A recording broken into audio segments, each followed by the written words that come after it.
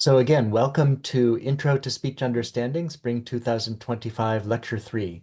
If you haven't seen the first two lectures, you can find them online here. Lectures 1 and 2 are available on the course YouTube site. So if you go to Canvas, there's a link to course YouTube site, and you can click that in order to follow the previous lectures.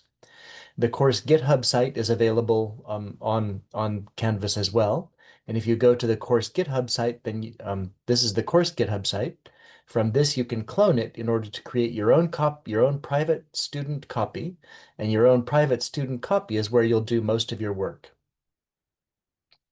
In lecture 2, um, we just I showed you how to start using Python. And I talked about how to download the recommended installation for this course is Anaconda. If you're very comfortable with Python, you don't need to use Anaconda. You can use your own version. But if you are not yet very comfortable with Python, then please go ahead and install Anaconda. Anaconda is useful because it includes a number of different packages that we will use, including, for example, the NumPy package, which we'll use extensively. So it's worthwhile to know how to use Anaconda. The other one that we're going to use extensively is Jupyter Notebook. And the way that I like to start Jupyter Notebook is to go into the directory where I have the code stored on my own machine. So I've created a GitHub repository, I've cloned it to my own machine, and then this directory now for me is under J. Hasegawa Documents GitHub Intro Speech Understanding. This is on my own laptop. Once you're on your own laptop, you can type Jupyter Notebook in order to start the Jupyter Notebook. The other way that you can start a Jupyter Notebook, if you don't like to use the terminal, um, so terminal is a possibility. You can always type Jupyter Notebook in the terminal. The other possibility is to start the Anaconda launcher app. And so I think you can see that I'm now starting the Anaconda launcher.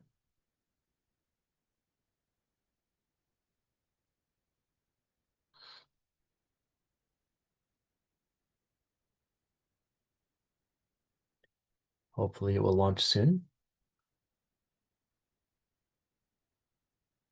Um, I'm not going to update it right now, but I'll update it later. And so let's go ahead and we want to open the Jupyter Notebook. So here we go. Here's Jupyter Notebook. There's too many. Here we go. Jupyter Notebook. Jupyter, you might notice that Jupyter is spelled in a way that's slightly different from the planet. The planet is Jupiter. The Python notebook is Jupyter. So if you find Jupyter Notebook in your Anaconda Navigator, you should be able to click Launch, and it will launch a Jupyter Notebook. Let's try it.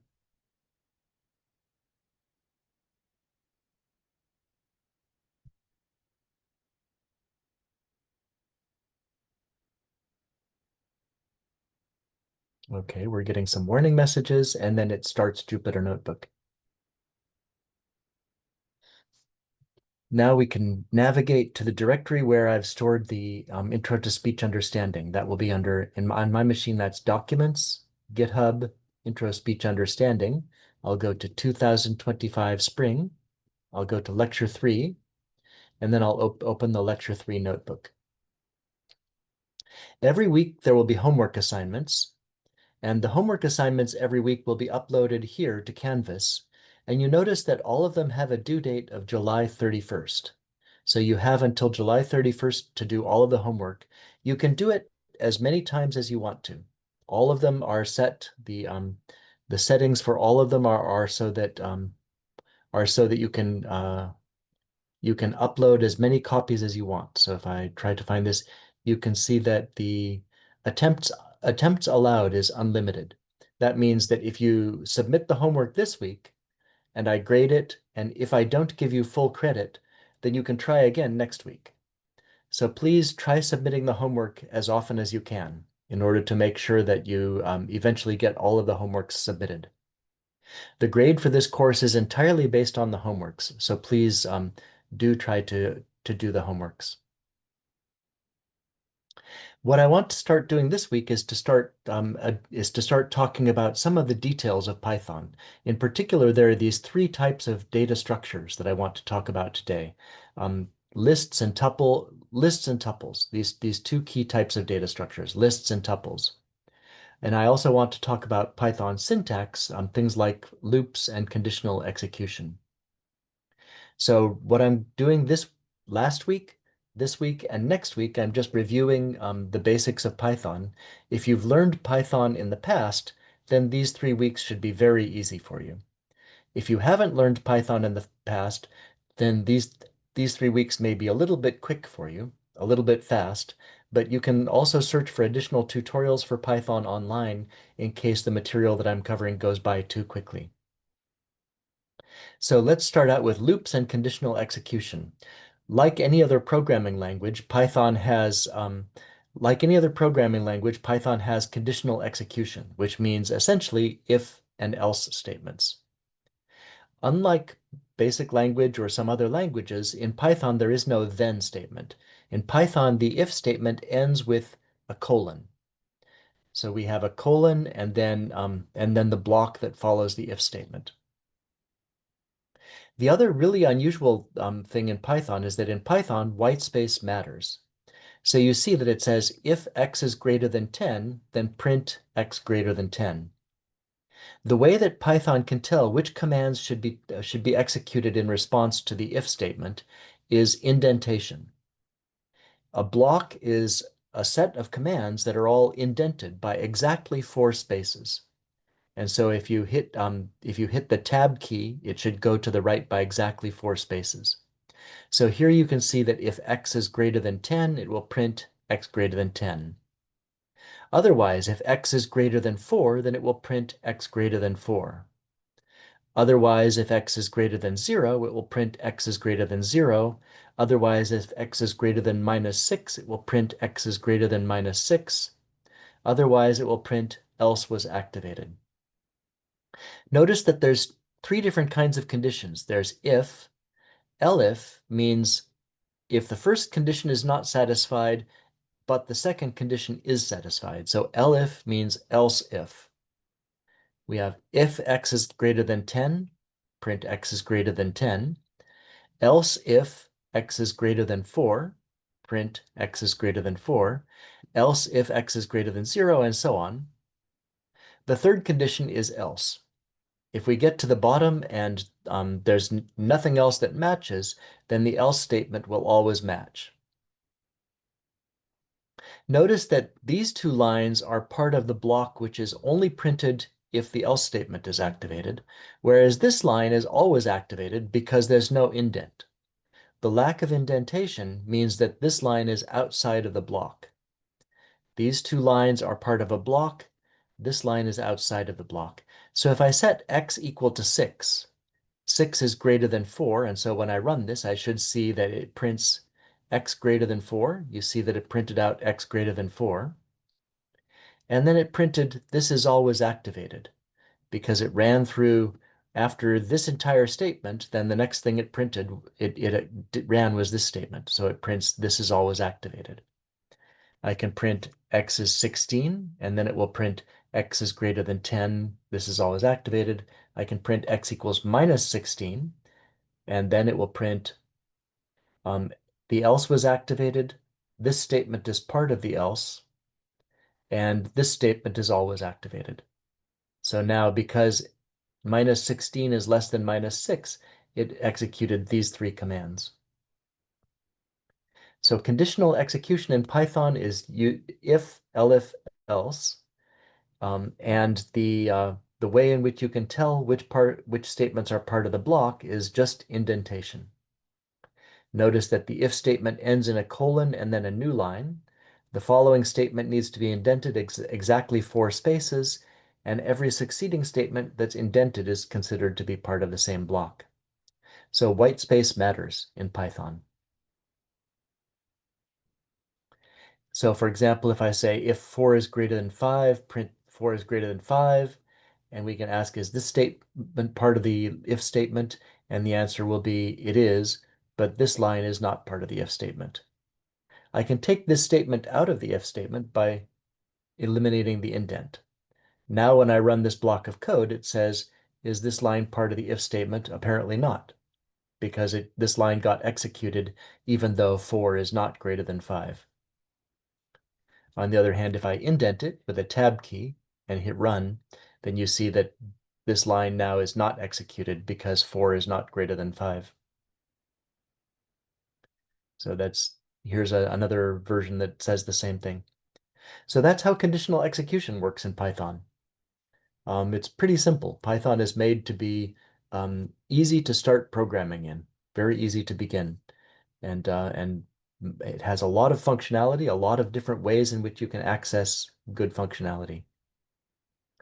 The other key syntactic feature that you've learned in every programming language you've ever learned are loops.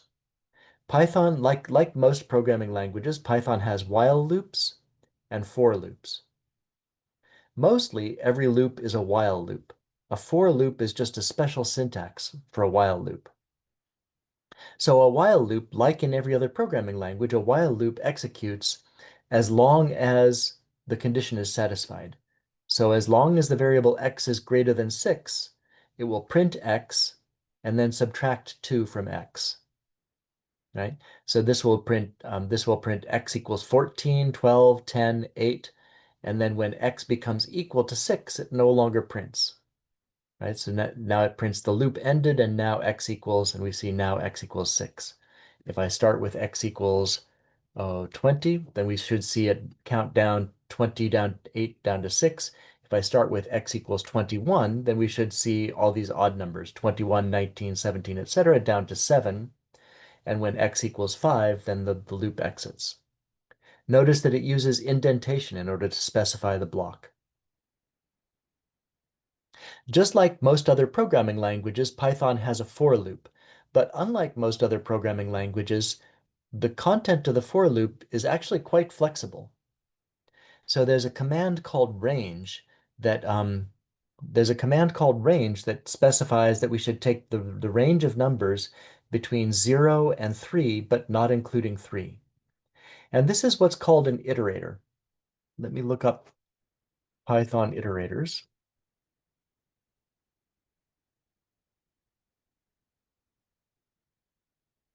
A Python iterator, an iterator is an object that contains a countable number of values. So it actually counts through those values. Range is a particular kind of iterator that every time you call range of 3, it generates the next number. So you can see that it generates the numbers 0, 1, 2, and it doesn't generate the number 3. A range generates the range of numbers between 0 and the number specified, but not including the number specified.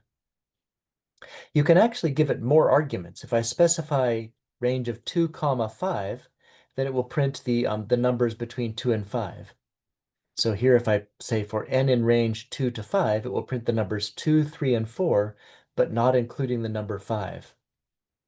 We might ask, what is this range object?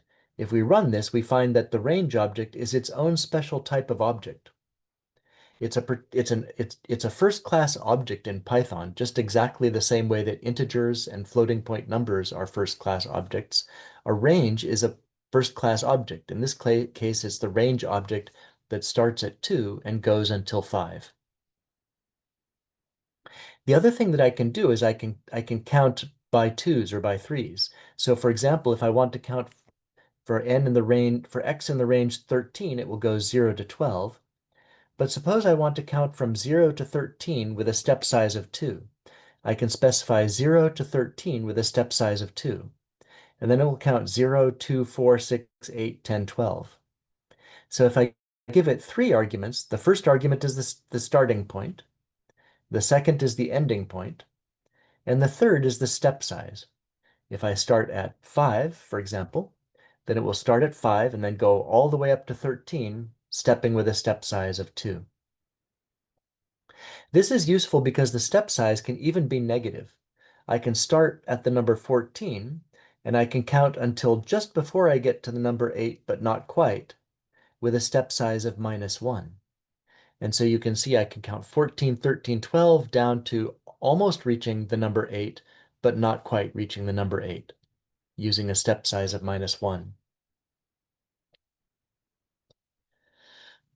And the nice thing about the for loop in Python is that it doesn't have to be an integer range. It can actually be any iterable object. I mentioned over here that there's this general class of objects called iterators.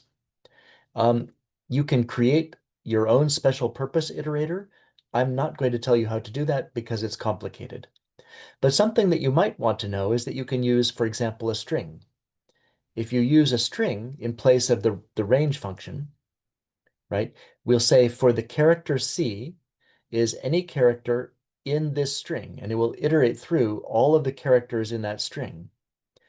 So if I iterate through all of the characters in that string, it iterates through A, B, C, D, E, F, G, and it covers all of the characters in that string.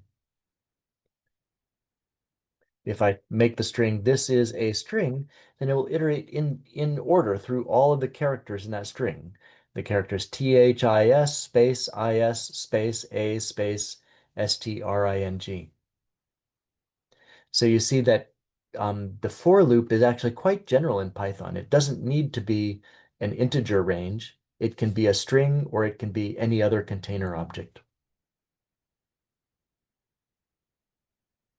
The last thing you need to know about syntax in Python is that these loops can be, not the last thing, the second to last, the next thing you need to know is that these loops can be nested. So I can create an outer loop that loops over the letters A, B, and C, and an inner loop that loops over the integers 0, 1, 2. And if I run them, you see that it keeps the outer loop is at the variable A, and the inner loop goes through 0, 1, 2. Then the outer loop goes to B, while the inner loop goes 0, 1, 2. And then the outer loop goes to C, while the inner loop goes 0, 1, 2. So loops can be nested in Python, as is also true in most other programming languages. One thing that we're going to use a lot today is just these special commands continue, break, and pass. These are not used very much really in normal programming, but we're going to use them in order to help us understand how loops work in Python. So the continue command stops the current iteration of the loop and goes on to the next iteration. So it jumps out of the current iteration and continues with the next iteration. Break, on the other hand, stops the loop entirely. And the pass function does nothing. It's just a placeholder. So the main purpose of the pass function is if you're writing code and you want to create a loop, but you don't yet want to write the content of the loop, you can use pass as a placeholder to specify that you're going to put some material in that loop later. Here, for example, let me have a loop for n in the range of 0 to 10, right? So this will be 0, 1, 2, 3, 4, 5, 6, 7, 8, 9. But inside that loop, I'm going to put a conditional statement. If n is 3, 6, or 7, then don't print. Instead, skip out of the current iteration and go on to the next iteration. So you can see that it prints 0, 1, 2, but it doesn't print 3. And it prints 4, 5, but it doesn't print 6 or 7. And then it prints 8 and 9. So what's happened is that this continue loop, when Python reaches this continue loop, it looks to see what is the current, this continue statement. When Python reaches this continue statement, it looks to see what is the loop that I'm in currently. And the current loop is this loop that says for n in the range of 10. And so Python jumps out of the current iteration of that loop and goes on to the next iteration. Break is quite different. Break stops the loop entirely. So if I run this code, then it will run 0, 1, 2, and then it finds n equals 3, and so it breaks the loop. Then the loop stops and does not continue. And then finally, the pass command actually does nothing at all. This is kind of funny that there's a command that does nothing at all. If n is equal to 3 or 6 or 7, what this pass command does really is it holds space in your program. So the idea is that if you're writing a very large program and you know that you want to have a loop, but you're not quite sure what you want inside that loop yet, then in order to help you write the outline of your program, you can just put a pass inside that loop. And putting this pass means later on I want to come back and write something meaningful here, But for now, I'm just going to put this meaningless statement pass, which does nothing at all. And so Python will run this loop for n equals 0, 1, 2, 3, 4, 5, 6, 7, 8, 9. And when it reaches n equals 3 or n equals 6 or n equals 7, it will evaluate the content of this conditional statement. But that content is just a pass. And so the fact that it evaluates that conditional statement has no real effect at all. So those are the key syntax concepts that I want you to understand. I want you to know how to use if, elif, and else. I want you to know how to use while statements and for statements. And then I want you to know how to use continue, break, and pass. Those statements should be enough for you to do most of the things that you need to do in this course. Any questions about the syntax? Continue, break, pass?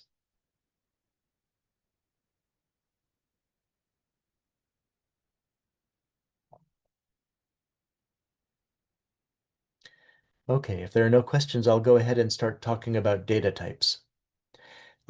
Today I want to talk about two kinds of data, lists and tuples. So lists and tuples are both sequences of objects, and they're quite similar to one another. Lists and tuples, each of them contains a sequence of objects. So here's a list. First of all, let's start out by saying the difference between them is that a list starts with square brackets and a tuple starts with parentheses, right?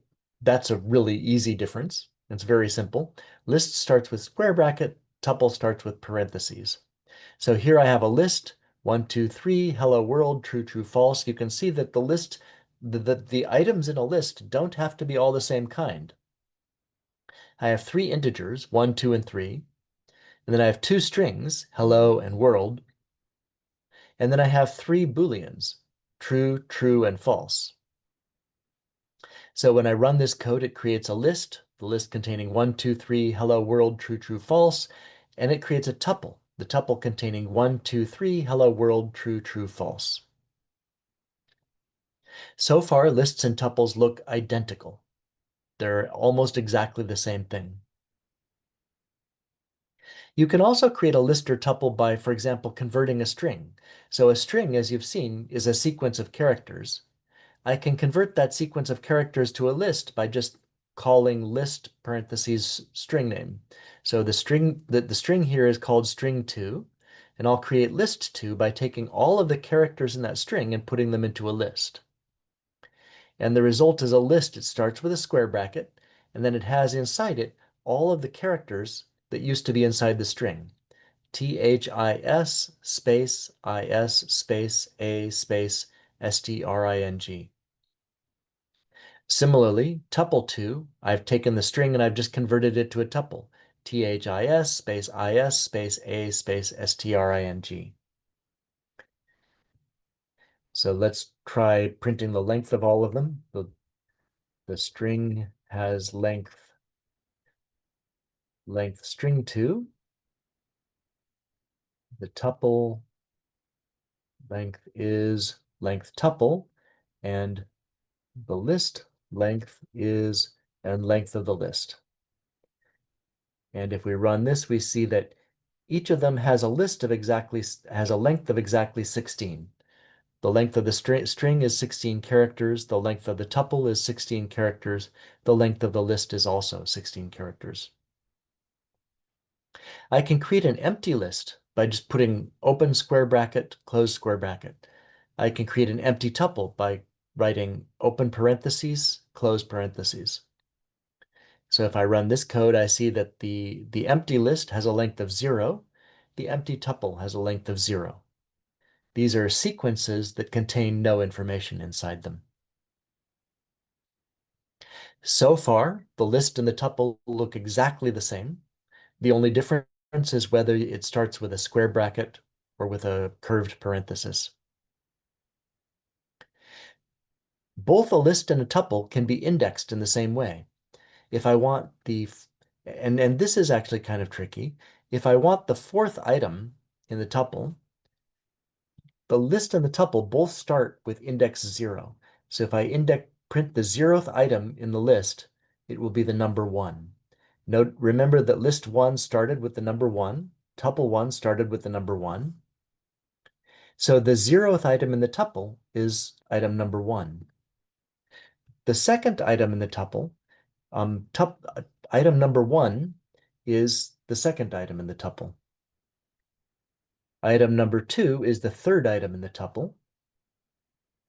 And item number 3 is the fourth item in the tuple. So this is a little bit tricky. Python indexes based on 0, not based on 1. I know that each of these, this has a length of 1, 2, 3, 4, 5, 6, 7, 8.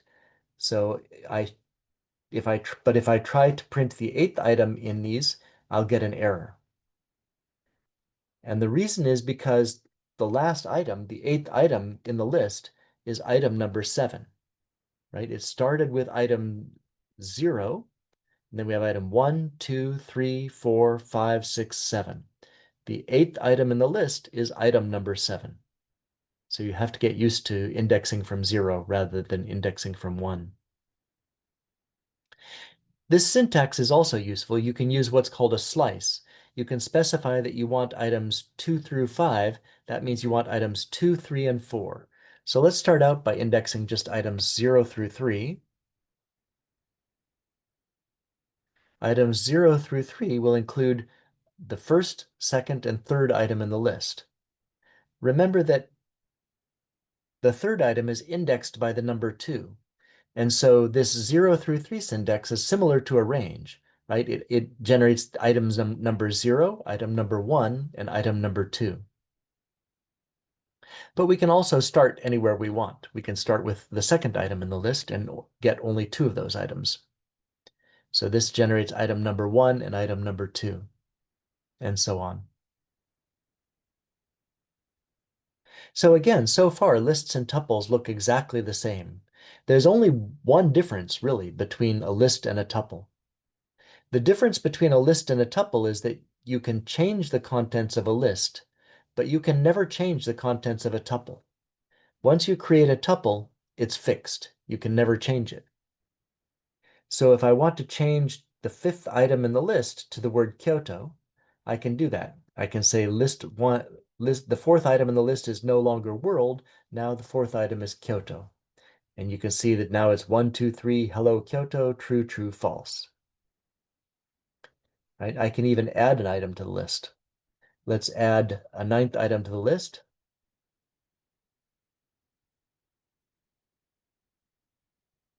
Oh, I guess I can't do that. Oh, wait, list 1. Let's see. I think I can do that. Nope, I guess I can't do that. Can't add an item that way, but you could change an item in this way. So you can change an item in a list. You can change the 5th item of the list from the word world to the word Kyoto. But you can't do that with a tuple. If you try to assign to one of the elements of a tuple, you get an error message. Tuple object does not support item assignment. And the reason is that once you've created a tuple, it's fixed. It can never be changed. You can, however, add together tuples.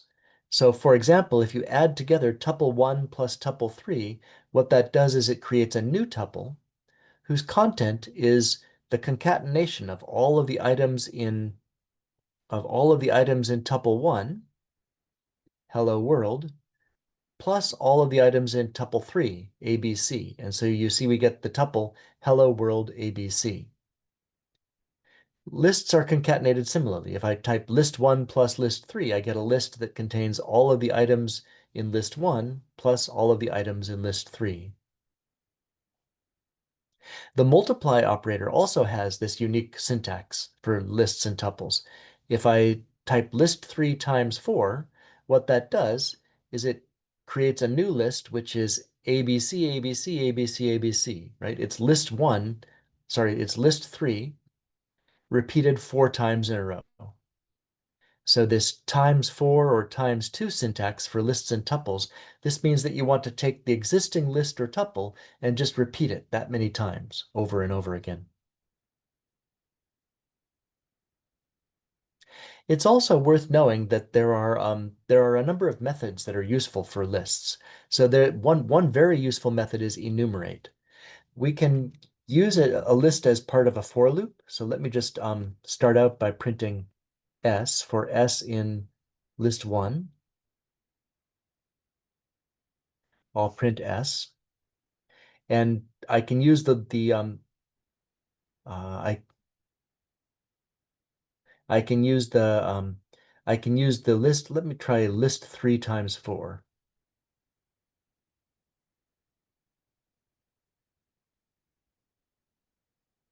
So you can see that I can the for loop syntax, the argument of the for loop can actually be a list. I can take that list and I can just print out the contents of the list. A useful thing to do is to actually enumerate the list. And what enumerate does is it creates a number for each of the items. So now we have the number of that item and its content. And let me print the number and its content, and we can see that the numbers are 0 through 11. So 4 copies of list 3 means that I have 12 total items, and those items are ABC, ABC, ABC, ABC. So the enumerate method is one of the most useful items that you can use because it generates the index along with the item in that list. And so you can use a for loop that lists the index number and also the content of that index number. Another useful item is the append function.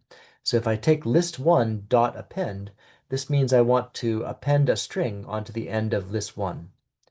I can start out with list1 equals hello world, um, and let's append to it goodbye. So I'll take hello world and then I'll append goodbye, and now it should have a length of 3. Hello world goodbye has a length of 3. So I can append anything I want to it. If I make this just one string, notice that this one string will show up as just one element in the list. So I have hello, and then world, and then goodbye, goodbye, goodbye. The last item in this list is the item goodbye, goodbye, goodbye. And so the total length of the list is still only 3. This is sometimes useful if you want to build up a list gradually. So you can start out with an empty list, and then we can append an A and append a B and append a C. And once we've done that, then the formerly empty list now has 3 items in it, A, B, and C. And it has a total length of 3. Another fun thing to do is to sort the list. I can take the word list and I can sort it. And this will sort the whole list alphabetically in place. So once I've sorted, hello, this is a sentence, it sorts it alphabetically. The result is A, hello, is sentence this. Notice that the word A comes first in the alphabet. The word hello comes second in the alphabet. Then the word is, and then the word sentence, and then the word this. So this sort method, when it's applied to a list object, takes that object and sorts the list in place. And so the result is alphabetically sorted. You can also do numerical sorting. Let's try 4, 5, 2, 3.45 minus 3. And let's sort that list. And we find that that list sorted starts out with minus 3, and then 2, and then 3.45, and then 4, and then 5. So sorting a numerical list does what you might expect. It sorts it numerically. I'm actually not sure. Let's see what happens if we try to sort a list that contains both numbers and strings. Ah, it's not allowed. So in order to sort, it needs to be obvious how you want to sort it. If it's all strings, it will be sorted numerically. If it's all strings, it will be sorted alphabetically. If it's all numbers, it will be sorted numerically. I showed you that you can use enumerate to get the index of every element in the list as you're iterating. Another way that you can do this is simply to take the length of the list and then use a range function to cover the length of the list. This is actually not as elegant as using enumerate, right? So I could do the same thing. I could say for nx in enumerate list 1, and that should give me the same thing, print nx. So the length of list 1 is 3. I print 0, 1, 2, hello world, goodbye, goodbye, goodbye. And then for n, x, and enumerate list, I print hello world, goodbye, goodbye, goodbye. These two code blocks have exactly the same function. Each of them chooses the index and the element of the list. The main difference is that this one is faster, right? It's faster both in code and in programming, but this one is a little bit more flexible. Here we specify that we want to generate a sequence of integers, the sequence that goes from 0 up to the length of the list and then stops. And for each of those integers, we want to print the integer, n, and then the corresponding value of the length of the list. All right, so those are the key data types for today. I wanted to tell you about tuples and lists. The main difference between tuples and lists is that tuple items cannot be changed once you've created them. You can add together two tuples, but you can't add a new item inside of the tuple, for example. You can't modify a tuple itself once it's been created. That's all that we need, I think, to do the homework. The homework for this week actually has 3 different functions that you're going to write. And all of them will be those for loops, basically. So let's go and look at those functions. Let's see if I go and open up homework3.py. You can see that we have 3 functions here: cancellation, copy all but skip word, and myAverage. The first 2 are pretty similar. The function cancellation takes an input list and a stop word. So it copies elements one by one from the input list to the output list. And if any one of those functions is equal, any one of those elements is equal to the stop word, then you should stop the function and just return whatever you have so far. So this means we want to create an output list. Let's just create it as an empty output list. And then for element in the input list, let's call this input list.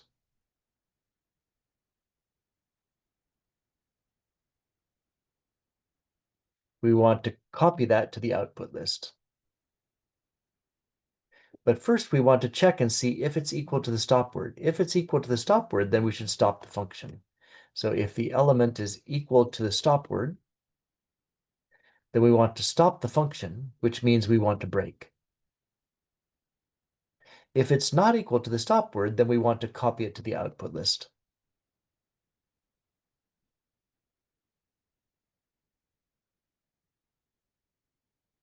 Right? I haven't told you about return statements yet, but it's important to return this output list once we're done with it. So please type the phrase return output list at the end of this function. Now we've got, and let me save it as a Python file. Now we've got something that creates an output list for every element in the input list. If that element is the stop word, the function breaks. Otherwise, I append that element to the end of the output list, and then at the end, I return the output list. So let's see if this meets the function. We have homework3 cancellation. Notice that, as I said last time, if I type help homework3.cancellation, it will give me information about that function. So it shows me the doc string for that function. This doc string is the same string that shows up at the very beginning of the function cancellation.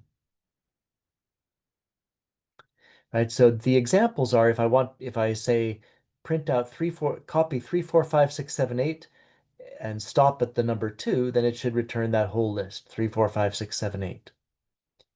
If I copy 3, 4, 5, 6, 7, 8, but stop at the number 6, then it should only copy 3, 4, 5, and then it should stop.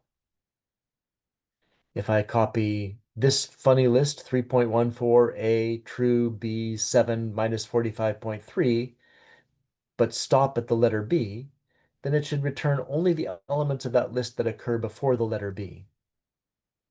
And if I copy the string ABC but stop at the letter A, then it should just return the empty list.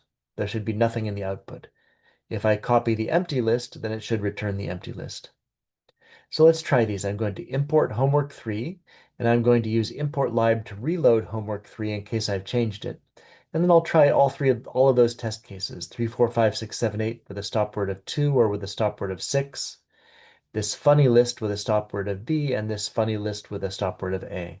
And if I run that code now, I get exactly the targets that I specified. 3, 4, 5, 6, 7, 8, 3, 4, 5, 3.14a true, empty list, and empty list. So now we know that our cancellation function works. Let's try the second function. The second function, copy all but skip word from the input list. This function should copy elements one by one from the input list to the output list, but if one of the elements is equal to the skip word, then just skip over that element, but keep checking all of the other elements. So I'll delete the pass statement. I'll create a new output list, and then I'll loop through for each element in the input list. And I'll check if the element is equal to the stop word, then continue, because I want to keep checking all of the other elements, right? But I just don't want to copy that element. And so if it's not equal to the stop word, then I'm going to append the element to the output list. And then at the end, I'll return the output list.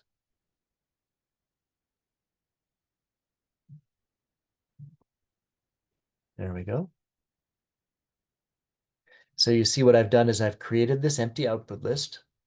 And then for every element in the input list, I check first to see if that element is equal to not the stop word, but the skip word. Right, so I check to see if that element is equal to the skip word, then skip it. And if it's not equal to the skip word, then append it to the output list. So I make a copy of all of the elements except for the skip word. Here I can type help homework 3 copy all but skip word, and you see that it will print out the doc string. This string is exactly the same as this string. It's the doc string from the beginning of that function. And here are some test cases. If I copy all but skip word 3, 4, 5, 6, 7, 8, 3, 4, 5, it should return 3, 4, 5, 6, 7, 8, 3, 4, 5, because the skip word, number 2, never occurred. If I copy, say, 3.144A67B345 with a skip word of 6, it should return all of those elements except for the 6. Right? The 6 does not get returned. All of the others get returned. So this list is equal to all of the elements of this list, except not including the number 6. Similarly, here I'm going to copy all of the elements of this list, except for the letter A. So I'll copy the 3, 5, 6, 7, and the B and the 3, 5, but I won't copy the letter A. If I input a list that has 3 copies of the letter A and I skip over the letter A every time, then what I should get back is the empty list. And if I input an empty list, then I should get back the empty list. So now let me try running that. I run all the test cases, 3, 4, 5, 6, 7, 8, 3, 4, 5 returns 3, 4, 5, 6, 7, 8, 3, 4, 5. Entering this funny list with a skip word of 6 returns all of the elements of that funny list except for the number 6. Entering this funny list with a skip word of A returns all of the elements of that funny list except for the word A. And entering the list AAA with a skip word of A returns an empty list. So now it looks like this copy all but skip word function is also working. The last function for today is average. There is actually an averaging function in Python. Let's look it up.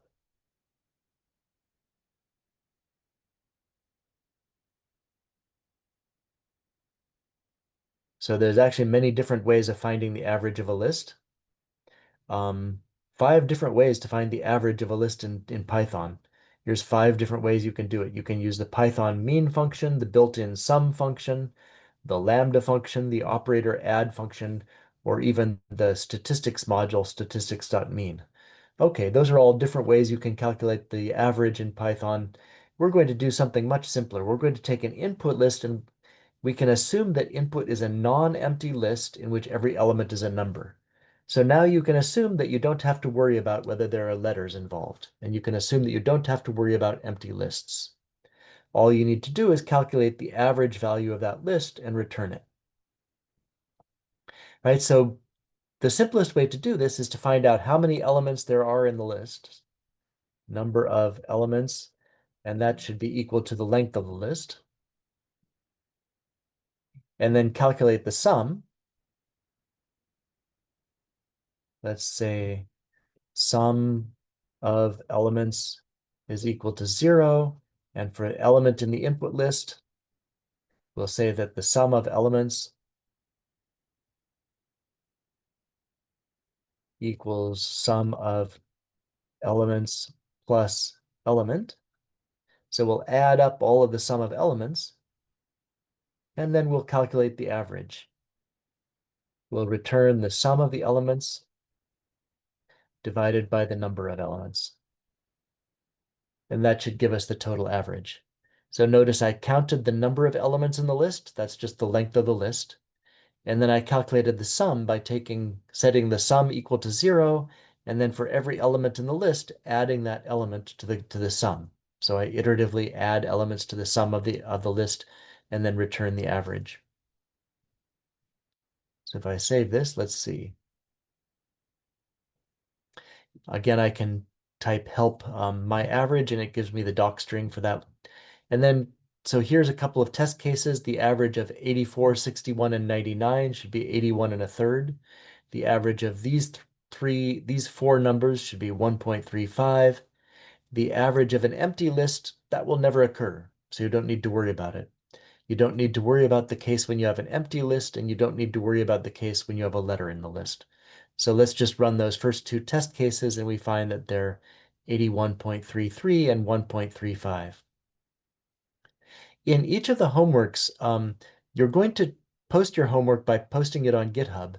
But just in case you want to check it first, I'm going to provide you with a program called grade.py, and you can take a look at that if you want. What this grade.py does is it uses Python's unit testing capability. It creates a unit test that tests the type of the function cancellation and tests the output of the function cancellation, tests the copy all but skip word, and so on. And let's just run that to see if it works. What should happen is that if all of the code works, then it will say that it ran 6 tests and all of them were okay. So it got 100%. That's not the way you actually receive your grade, though. The way that we receive our grade is by going to GitHub. So let's go to GitHub Desktop.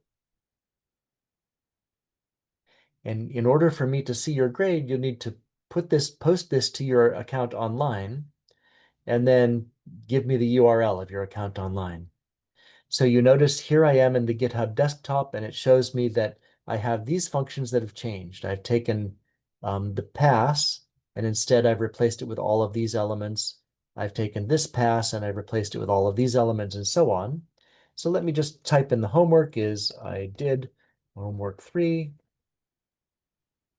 and the comment is I did homework 3, and I will commit that change. So now that change is stored locally in my repository. I've logged it, and now I'll push it to the origin. And pushing it to the origin means that now when I go back to my account on GitHub, if I reload my account on GitHub here, go to homework2.py. No, I want homework3.py. Now I can see that all of that code that I wrote is now available as part of homework3.py.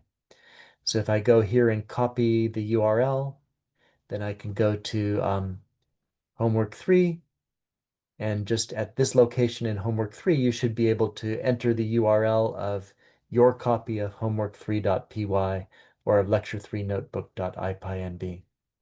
So please do that. Please upload a URL of your homework so that I can grade it. And in the meantime, um, let us do the attendance.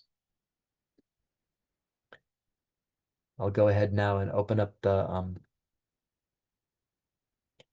no, I don't think so. I think it's Cha. I'll open up the web attendance registration. Um, Open up this course and let's create an attendance login here.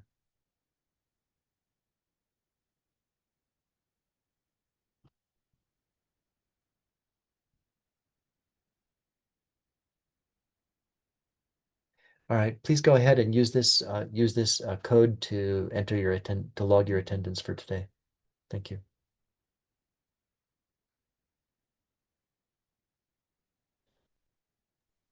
Thank you, sir. Thanks. Have a good week. Once you're done logging your attendance, you can log off, and I'll see you next week. Thanks.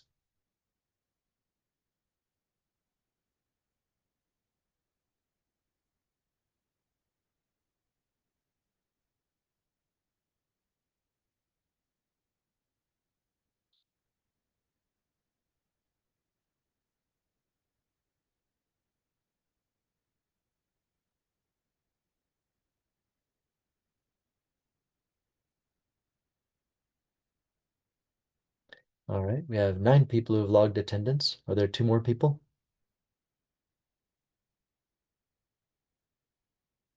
Ah, there we go. Thank you, everyone. I'll see you next week. Have a good week.